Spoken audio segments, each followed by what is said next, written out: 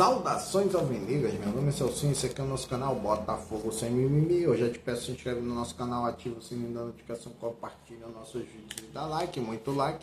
Like é a linguagem do YouTube, é assim que o nosso canal vai ter aquele crescimento, graças à sua participação, graças à sua interatividade, graças ao seu like. Lembrando que aqui nós só fazemos um conteúdo por dia e aqui nós só falamos do Botafogo.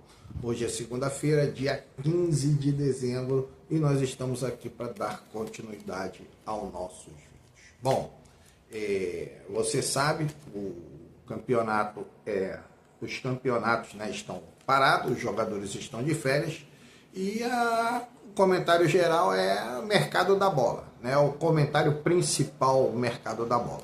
Mas antes de falar do mercado da bola, uma péssima notícia para nós, né? Porque infelizmente nós acabamos ficando fora da fase de grupo da Libertadores. Vamos para pré-Libertadores. O resultado que nós esperávamos, que era favorável ao Botafogo, acabou não acontecendo. Por quê? Porque tanto o Cruzeiro quanto o Fluminense acabaram sendo eliminados. Acabaram sendo eliminados nos pênaltis. Os dois foram eliminados nos pênaltis. E você vê que o Fluminense conseguiu vencer o Vasco. E o Cruzeiro conseguiu vencer o Corinthians. E aí o jogo acabou ficando para a disputa em pênalti. E na disputa em pênalti, o Corinthians foi o vencedor, com destaque para o goleiro Hugo, e o Vasco também se saiu vencedor, com destaque para o goleiro Léo Jardim. Bom, então estamos fora por incompetência. Incompetência foi erro totalmente nosso. Por exemplo, nós abrimos vantagem contra o Mirassol, nós abrimos vantagem contra o próprio Corinthians. Jogos aí que nós fizemos partidas que prometiam ser partidas excelentes e nós acabamos cedendo no final. Bom, esse é o primeiro assunto, está esgotado, não vou ficar aqui fazendo cálculo com como o Botafogo pode chegar, qual os jogos que o Botafogo pode pegar. A única coisa que eu falo, e eu já falei isso em vídeos, por isso eu defendo a contratação de alguns jogadores, já faço isso há bastante tempo, desde o início do nosso canal eu falo sobre alguns jogadores que seriam importantes ter no elenco do Botafogo, e por conta da altitude, por conta da altitude. E dentro desse assunto aí, altitude, jogadores importantes, nós vamos falando aqui. Bom, o primeiro assunto que eu vou falar aqui é sobre o Tiquinho. Vou falar rapidamente. O Tiquinho, que tem essa pretensão de um dia retornar ao Botafogo, de um dia não, retornar ao Botafogo, porque ele já está com 34 anos. Então não vai retornar um dia. Ele retorna agora ou não vai retornar? Porque já está em final de carreira. Provavelmente não ficará no Santos. E há uma possibilidade. Se essa possibilidade aí está encerrada ou não, não sabemos. Eu, falando da idade do Tiquinho, eu estava vendo ontem jogos do Racing e do Estudiantes. O jogo final, se lembra que dois jogadores que interessam ao Botafogo estavam no jogo final, O Sousa, interessa ou não?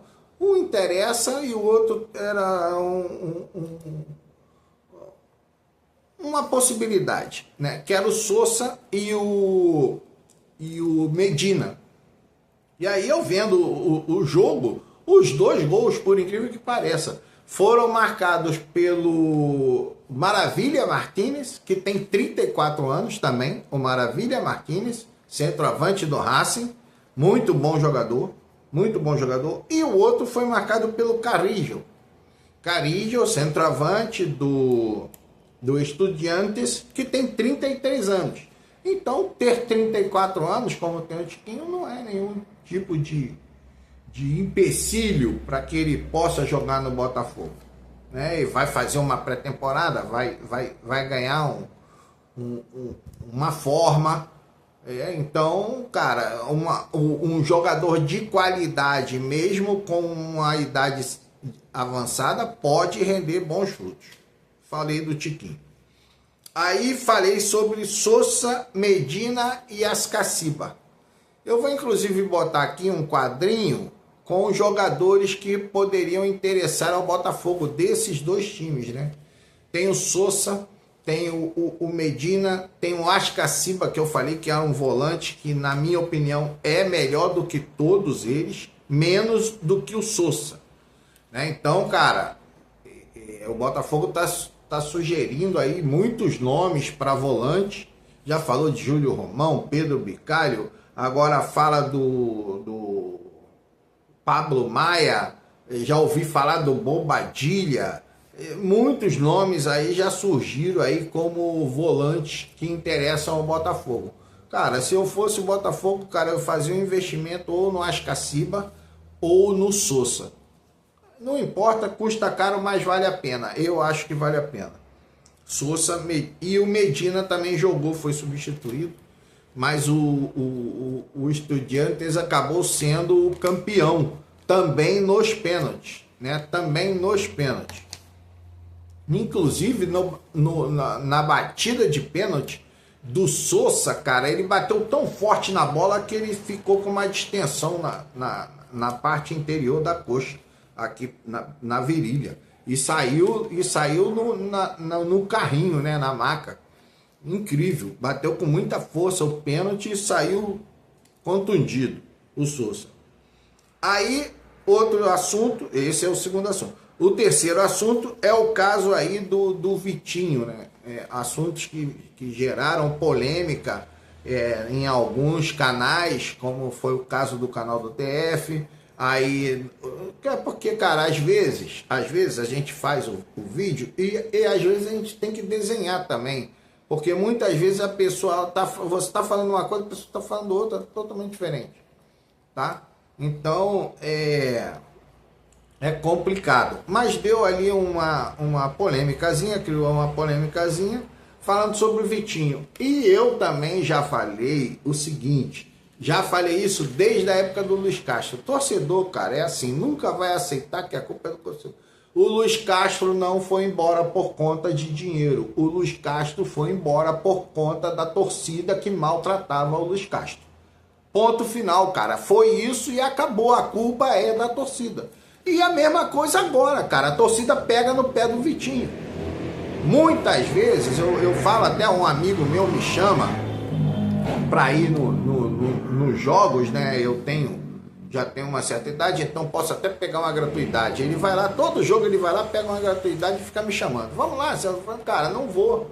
Eu não vou por conta disso, né? Então eu também tenho as minhas manias, cara. Às vezes fico reclamando do jogador e eu já vi muita confusão. Eu já vi muita briga no estádio por conta disso. Na realidade, a maioria das brigas do estádio é por conta disso. E eu, cara, por conta da minha idade, por conta da minha questão de saúde também, não vou me expor, não vou ficar lá nervoso excessivamente, então fico em casa, cara. Vejo o jogo em casa, compro um refrigerante, meu filho vem, quando ele não vai ao jogo, né, meu filho vai ao jogo, e eu falo pra ele, cara, tu fica muito nervoso, nós já fomos um jogo, nós já fomos jogos juntos. Eu falo, cara, você fica muito nervoso, meu filho. Calma. Mas ele vai aos jogos, eu não vou. Ele vem aqui às vezes pra cá, fala, pai, hoje eu vou ver o jogo contigo aí, não vou ao jogo não. Aí eu falo, tá bom, vem, meu filho. Aí a gente compra aqui um negocinho, fica aqui vendo o jogo. Eu até dou uma zoada nele pra ele não ficar muito estressado. Mas é isso, cara. A vida tem outras coisas mais importantes ainda do que se estressar nos jogos. Então, falando do Vitinho, isso, cara, a torcida tem que se conter um pouco. Matheus Martins, né? Eu falei ontem que eu tinha errado até o nome. Falei Matheus Nascimento e Matheus Martins. Cara, Matheus Martins, ele disse que não quer sair do Botafogo. Se não for uma proposta muito boa para fora, não quer sair. E se eu fosse o Botafogo, cara, eu procuraria alguém para vender, porque tem que fazer dinheiro também. Tem que fazer dinheiro. Então, Matheus Martins pode ser moeda de troca, tem que ser um time muito bom, é claro. Não sei se ele gostaria de ir para o São Paulo, não sei se o São Paulo também gostaria dele, mas é isso. Aí também agora outro assunto que surgiu nos outros canais é o seguinte: o Botafogo, como eu falo, a torcida às vezes não, você tem que desenhar para não ser mal interpretado, né? Então, o Botafogo, cara, muita gente fala do Botafogo, mas hoje, mesmo sendo jogadores, vamos colocar assim, medianos, não aquele jogador de ponta, né, que você vai lá e paga 20 milhões de euros, 30 milhões de euros, 10 milhões de euros, não sendo jogador de ponta, mas hoje o Botafogo é um time contratador, né? Contratador. Antes era um time vendedor e era até uma vitrine apenas. O Botafogo era um time de vitrine. O time tinha um jogador que não se identificava lá no plantel, eles mandavam no Botafogo para valorizar e a qualquer momento eles tiravam.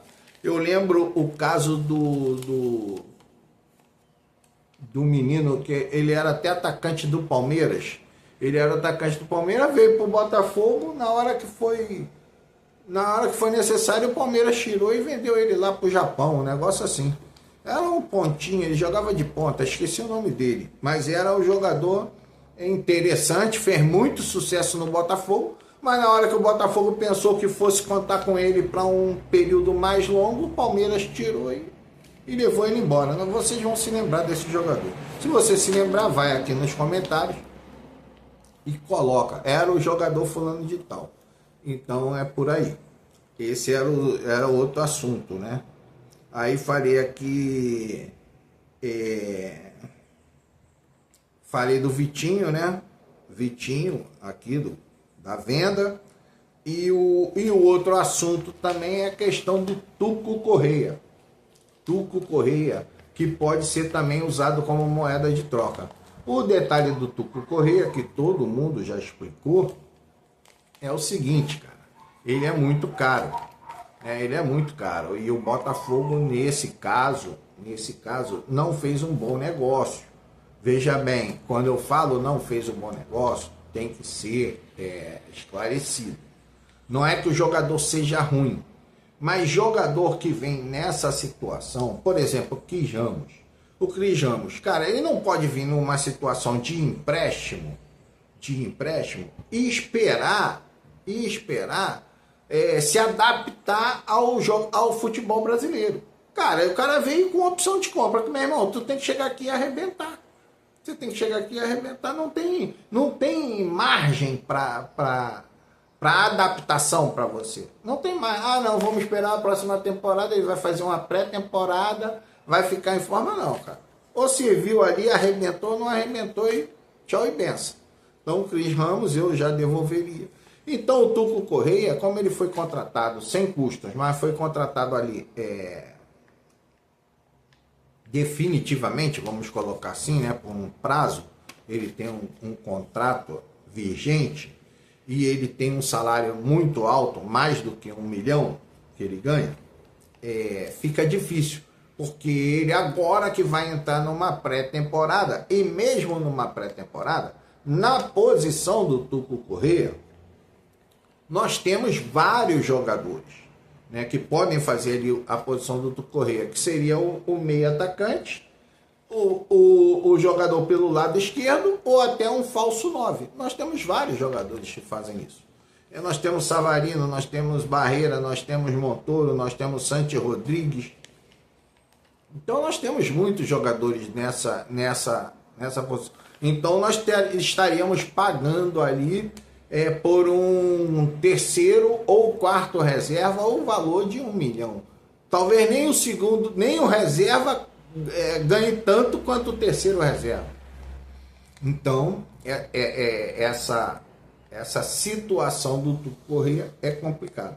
Mas dificilmente um clube aqui no Brasil vai aceitar pagar esses valores, e eu também não sei se o jogador gostaria de receber menos.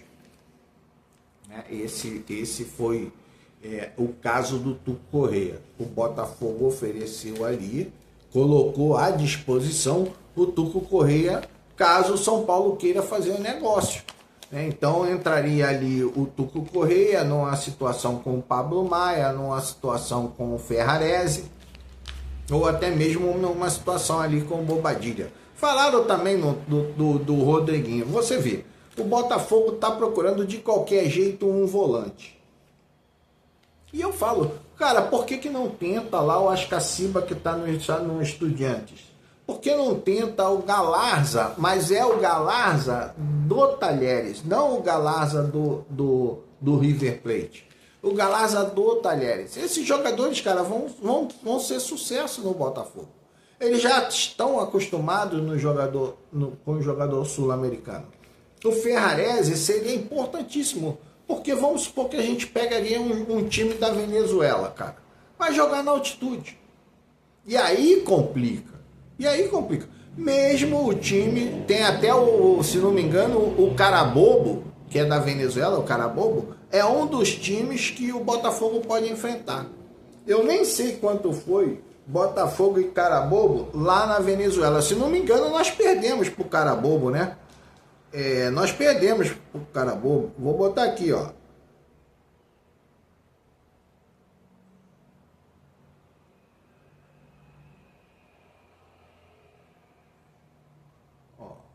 Botafogo versus Carabobo. Vou botar aqui.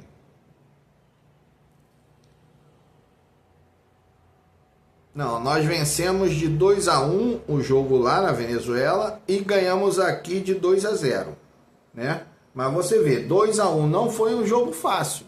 Não foi um jogo fácil. Eu nem lembro quem fez os gols aqui no 2-1. Deixa eu ver aqui se tem aqui.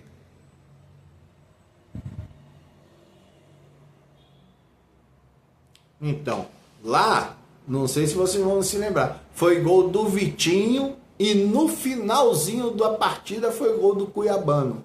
Vocês se lembram disso? Vou até ver aqui qual foi. Olha lá, 90+1, quer dizer, foi nos acréscimos. Foi nos acréscimos o gol do Cuiabano. Foi 2-1. Cara, então são jogos muito difíceis, porque mesmo um time fraco cria problema para você. Então já tem ali no pote 2, o Botafogo parece que está no pote 1, mas no pote 2 já tem o Carabobo. Tem mais um time que vai entrar ali, que também é da Venezuela, se não me engano. Tem Carabobo mais um, que ainda está em definições, né? Quem vai passar ali para essa pré-Libertadores, para a fase de pré-Libertadores.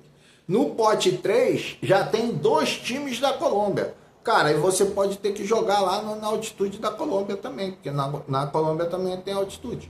Então você ter jogadores assim, colombianos, equatorianos, venezuelanos, como é o caso do Ferrarese, nós teríamos ali o Ferrarese, nós teríamos ali o Savarino.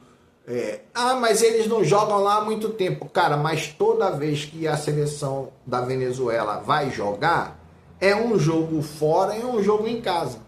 É um jogo fora e um jogo em casa. Sempre tem um jogo, pelo menos, que eles fazem. Se você pegar aqui a eliminatórias da Copa do Mundo, ela tem hoje ali 12, 13 clubes ali da América do Sul. Cara, pelo menos 7 jogos ele faz em casa. Na altitude ou não.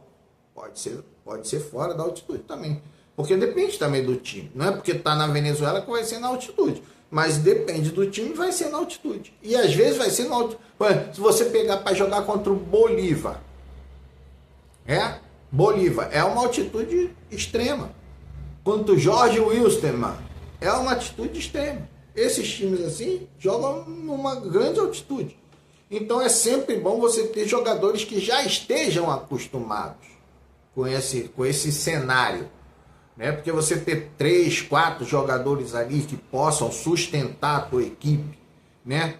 2 no meio campo, ou um no ataque, um na defesa. Se contratar esse garoto, o Blaker, O Gleiker vai ser mais um, aí você vai ter Savarino, você vai ter Ferrarese e você vai ter Gleiker, um no ataque, um no meio campo, um na defesa. Você ainda tem o Barreira, que também corre bem ali naquele ambiente. Então você vai ter um time que tem condições, vai te dar suporte, né? Então é nesse ponto que eu defendo algumas contratações. Não são todas, mas algumas eu defendo. Você se lembra que eu falava do Chico da Costa e do Bruno Sávio? Por que eu falava deles? Porque eles jogavam no Bolívar, o time que joga numa das maiores altitudes do futebol sul-americano. Ok? Então, é dentro disso aí. Esse foi o nosso vídeo de hoje. Um grande abraço, saudações alvinegras.